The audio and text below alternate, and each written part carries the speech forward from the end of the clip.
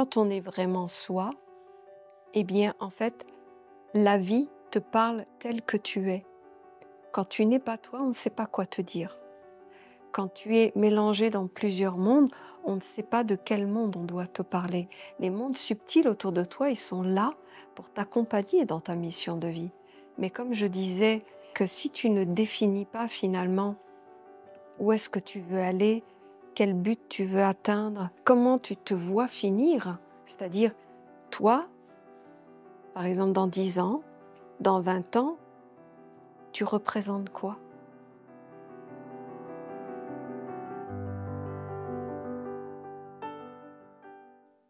C'est quoi que tu incarnes? Je ne parle pas du physique.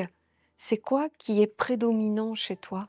C'est-à-dire quand on te voit, eh bien on se dit: «Waouh, cette personne, c'est la générosité, quoi». C'est pas le fait que tu sois une femme, c'est pas le fait, que tu aies 50 ans ou 20 ans, c'est qu'en fait, il y a quelque chose qui a émergé de tes fondements et qui a impacté finalement toute ta vie. Dans ta façon d'aborder la vie, de la regarder, de la partager avec les autres, d'amener des informations. Et à la fin, on dit de toi: «Waouh, quand je suis à côté de cette personne, je sens la générosité». Elle est généreuse dans son attitude de vie. Ça veut dire que là, le fondamental en toi a eu une place pour s'exprimer et a commencé à réorienter ta vie, à amener les associés de ta vie, les êtres qui gravitent autour de toi. Ceux qui sont dans la colère vont pas aimer la douceur et donc j'ai plus rien à faire avec cette personne. Et en fait, tout se recentralise pour que finalement tu sois comme dans un chemin où devant toi tu définis ce que tu veux devenir, ce que tu dois faire, et pas dans le sens je dois passer étape par étape. C'est ça où on se trompe dans la spiritualité. Fais 1 an de méditation et tu sauras méditer. C'est ce qu'on te dit. Fais 50 prières et tu seras entendu par les mondes supérieurs. Mais ça ne fonctionne pas. Je ne dis pas que ça ne fonctionne pas. Ça ne fonctionne pas autant que l'énergie, le temps et la quantité que tu consacres à tout ça. Par contre, il y a une réalité. C'est si tu mets quelque chose que tu dis que c'est ça et que tu le confirmes chaque jour dans ta vie en recentrant tes pensées, par exemple sur la douceur, moi je veux plus de colère. Voilà, j'ai encore de la colère qui arrive, mais non, en fait, je veux pas respirer comme ça. Donc, non, je veux la douceur. Et là, tu impactes tout ton être de douceur pour dire c'est ça que je veux. C'est pas un jour je serai dans la douceur. C'est qu'en fait, chaque jour, il t'est demandé d'écrire qui tu es. Et si tu ne l'écris pas, bien sûr, tu vas pas l'écrire sur une feuille, ça ne suffira pas. Écrire, ça veut dire que quand tu fais une action avec ta tête, avec ton cœur, avec ta volonté, il t'est demandé de préciser exactement ce que tu veux. Si tu ne le fais pas, à chaque fois que des choses rentrent dans ta vie et que tu y penses, que tu es dedans, que tu ressens, tout ça, tu écris l'être que tu es. Parce que tu le confirmes par tes pensées. Et c'est les seuls repères que les mondes subtils ont de toi. Comme je vous dis, les mondes subtils ne voient pas le fait que je vais bouger mon pied comme ça ou que je vais dire une parole. Ça fait partie de la matière, ça. Je ne dis pas qu'il n'y a pas une intention derrière, mais des fois, on fait des choses sans intention. Un peu comme des petits robots qui doivent faire la prière tous les jours et qui se disent intérieurement, en faisant ma prière, je fais la bonne action. On va être honnête, ça c'est arrivé à beaucoup. Non, là, ce qui est important, c'est vraiment d'être totalement présent dans les choses que tu fais au quotidien parce que chaque jour, il t'est demandé d'écrire sur le livre de la vie. Vous voyez, dans la tradition, dans toutes les traditions, on dit que tous les jours, on écrit sur le livre de la vie. C'est quoi écrire le livre de la vie? C'est acter, confirmer des pensées, des sentiments et des désirs. Et si vous les laissez utiliser votre terre intérieure, votre être, pour que vous actiez, prenez des décisions, vous dites des mots, vous faites des changements dans votre vie, vous voyez, eh bien à ce moment-là, vous êtes défini à ça. Et pour les mondes subtils, c'est cette vie que vous voulez. Alors que bien souvent, ce n'est pas le cas. Et donc, s'il y a eu des pensées, je sais pas, des pensées de critique sur quelqu'un, par exemple, eh bien, au lieu de confirmer ça, tu reprends la mauvaise pensée de la critique de la personne et tu te dis, j'ai pas à rentrer dans sa vie. Elle a sa vie, j'ai la mienne. On n'est pas d'accord, certes, mais c'est son choix et c'est sa destinée. Je n'ai pas à émettre quoi que ce soit de sa vie parce que je ne sais pas ce qu'elle vit. Comme elle ne peut émettre aucun jugement sur ma vie parce qu'elle ne connaît pas ma destinée, elle ne connaît pas ma vie. Et vous voyez, juste faire ça, ça change considérablement. Ça ne fonctionne pas quand on dit je ne veux plus de ça dans ma vie et j'y pense plus du jour au lendemain. Parce que c'est juste comme ponctuel. Il faut que ce soit réel dans ta façon de penser, dans ton sentiment et dans tes désirs. À ce moment-là, ça devient vrai. Mais simplement dire je ferme la porte et je n'ai plus de mauvaise pensée sur cette personne, mais tu vas l'avoir pour autre chose. Donc, je veux dire, c'est juste comme un peu détourner les choses. Par contre, tu changes ta façon de penser par rapport à ce genre de situation ou ce genre d'événement qui te fait penser de cette manière-là. À ce moment-là, tu es en train d'écrire une autre histoire. Voyez? Parce qu'on peut prendre des éléments extérieurs, mais dans le fond, on anime toujours le même monde. Et dans ces cas-là, on est défini à ce monde. Pourquoi? Parce qu'on respire avec, on pense avec et on agit avec. Donc c'est tellement important de commencer par le départ, remettre en lumière le principe que nous sommes avec je vais dire comme le moteur de comment on aborde les choses, de réveiller en soi ou de remettre en lumière ou peut-être tout simplement d'écouter sa vie intérieure, ce qui se passe en vous, pour voir quelles sont les, les choses prédominantes qui sont en vous. Et oubliez ce que vous pensez savoir faire dans la vie. Regardez ce qui vit depuis que vous êtes toute petite. Regardez-vous avec des yeux d'enfant, parce que vous voyez, c'est tellement clair que quand on est enfant, on n'est pas encore pris par le jeu de paraître. On est assez spontané, on est assez direct, on est un peu ce qu'on est, quoi. Et à ce moment-là, tu as les adultes autour qui disent: «Oh, ma fille, elle est comme ça. Mon fils, il est comme ça. Elle est généreuse, elle partage toujours ses jouets. Mon fils, il est têtu, il écoute pas.» Oui, c'est marrant, mais en réalité, c'est des traits naturels qui sont là. C'est des traits. Et si tu vois qu'à l'adolescence, c'est toujours la même chose, et qu'au moment adulte, c'est plus ou moins plus calmé parce qu'on apprend à être discipliné et on apprend à être un bon protocole, mais qu'en fin de compte, il y a toujours ça, ça se voit, eh bien, en fait, tu sais que ça, c'est des traits fondamentaux. Donc, soit ça veut dire que c'est quelque chose qui va te pousser au dépassement, ou soit c'est des choses qui vont te permettre de construire sur la base de ça. Tu vois, par exemple, tu vas être quelqu'un de généreux. Tu portes la générosité depuis que tu es petit, tu partages tes jouets. Quand tu es adolescent, tu veux toujours que tout le monde soit content. Voilà, quand tu es adulte, quand tu veux faire quelque chose, tu penses toujours aux autres. Puis quand après tu prends un métier, ben, tu vas aller vers prendre soin des autres. Voyez, il y a un trait de caractère qui est là. Et en fait, le rôle de tout ça, c'est de pouvoir construire la mission de ton âme en étant basé sur le principe de la générosité. Ça ne veut pas dire qu'on donne tout ce qu'on a. Ça veut dire qu'en fait, c'est un trait d'action. Tout va être avec l'idée qui va alimenter tous les mondes. Ça veut dire en fait quoi? Tu es voué à faire une œuvre qui va se multiplier, à être partagée. Après, dans le détail, ça vous est personnel, mais il y a déjà des signes qui montrent que cette œuvre, elle n'est pas que pour toi à le vivre tout seul dans ta mission de vie. C'est qu'il y a vraiment cette notion où le partage, la convivialité, l'accueil, en fait, toi, tu es un pôle central, mais en fait, il y a tout un univers qui vit avec toi. Tu vois?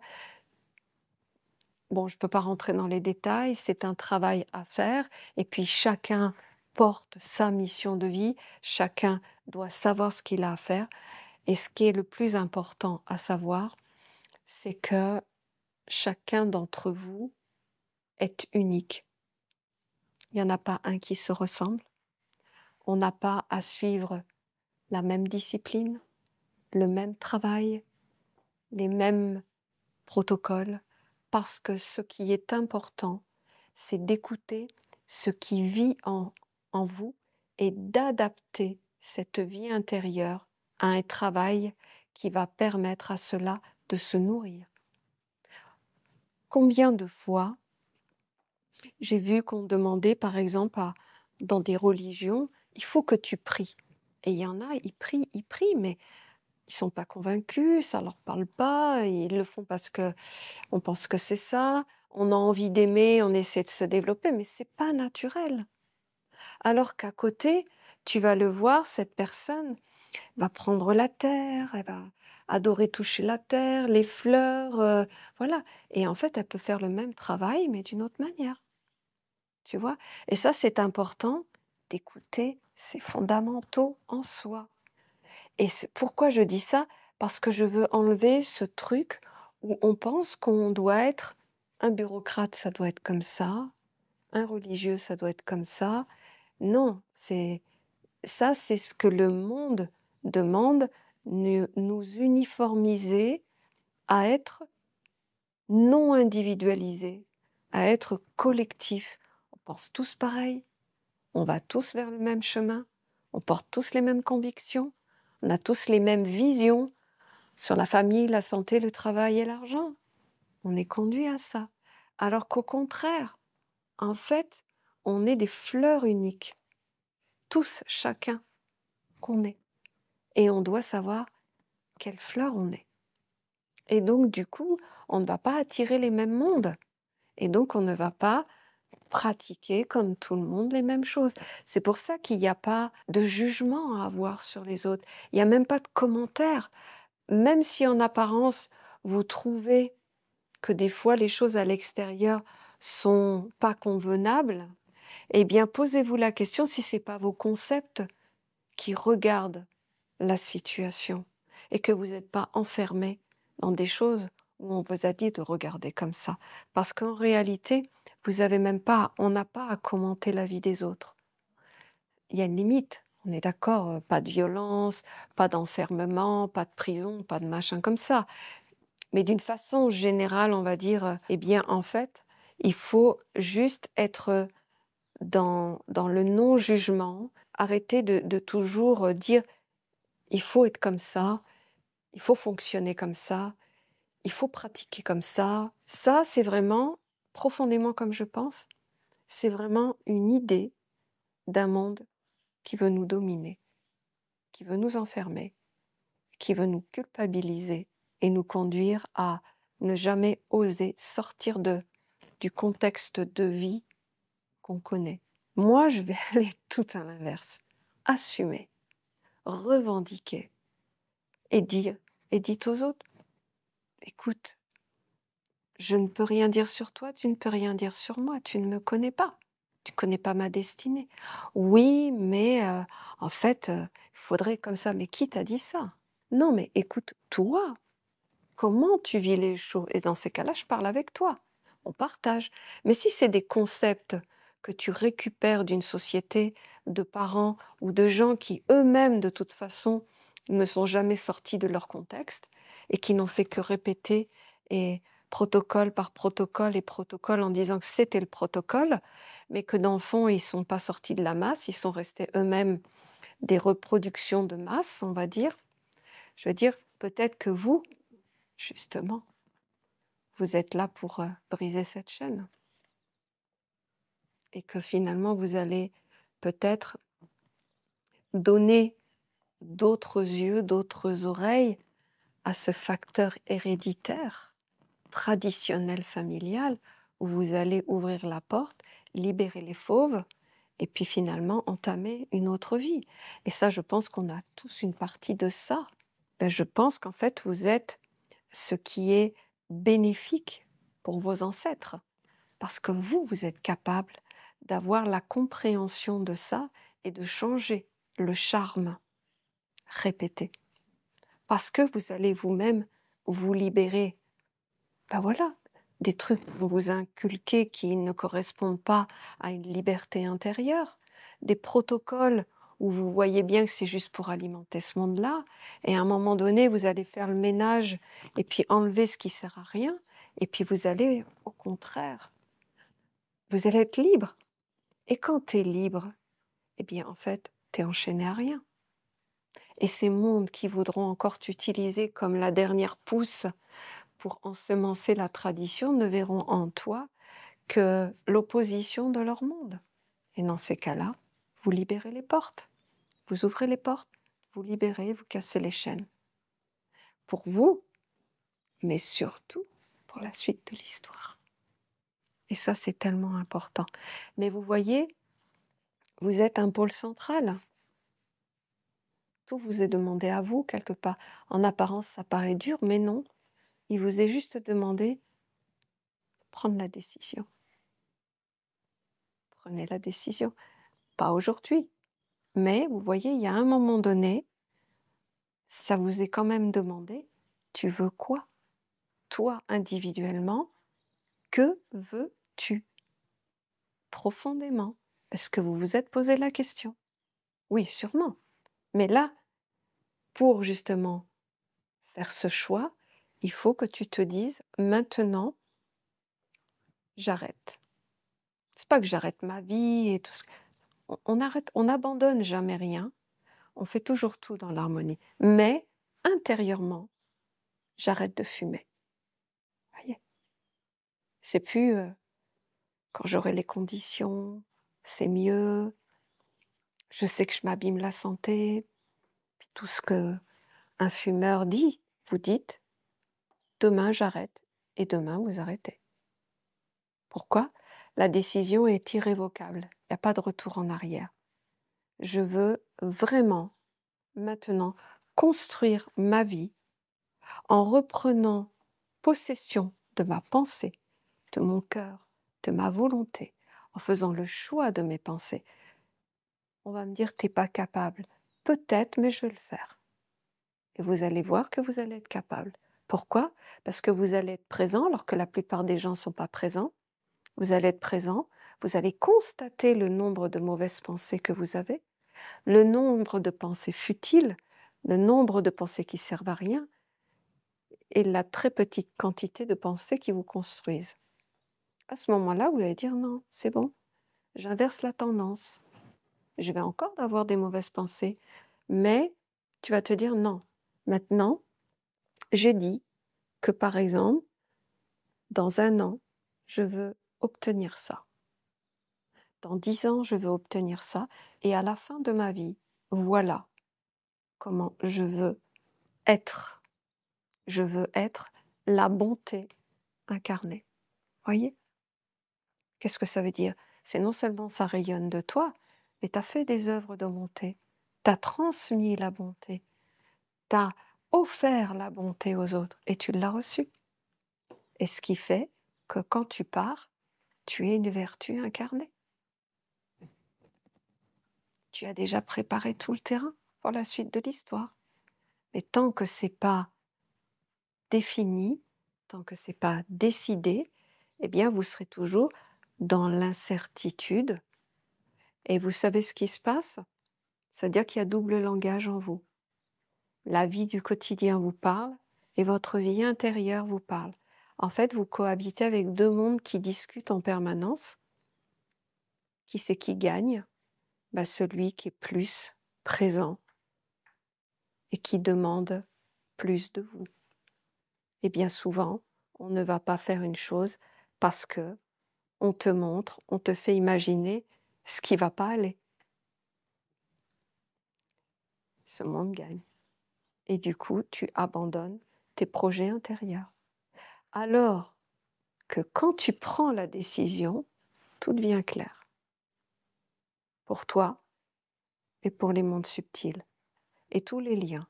Mais ça te demande quand même, pendant un certain temps, de confirmer que tu ne vas pas encore changer d'avis. Donc, il y a un moment donné, tu es obligé quand même de refuser d'alimenter ton corps par certaines habitudes, certaines pensées, certains sentiments et façons de vivre. Vous êtes obligé de couper les robinets de ce qui alimente cette personnalité en vous, mais ça n'est qu'un temps. En fait, le temps où c'est écrit, où on commence à comprendre ce que vous voulez, qui vous êtes. Pas dans sa globalité, mais on commence à se dire, ça y est, cette personne, elle a décidé de suivre ce genre de monde, elle s'est donné comme objectif dans un an ça, et donc, ça y est, maintenant vous pouvez. Et vous ne cohabitez plus avec l'autre monde, mais l'autre monde, vous l'entretenez. C'est-à-dire, il n'alimente plus vos pensées, vous les prenez juste en charge parce que vous ne pouvez pas les abandonner. Ce monde extérieur, vous ne pouvez pas l'abandonner. Vous donnez juste ce qui est nécessaire pour l'alimenter, mais ce n'est pas lui qui vous donne sa nourriture. À ce moment-là, vous pouvez gérer les deux. En fait, vous faites l'inverse de ce que vous faites aujourd'hui. Plutôt que ce soit lui qui décide de ce que vous pouvez faire dans votre vie intérieure, eh bien là, ce sera vous qui déciderez votre vie intérieure et le monde extérieur s'adaptera.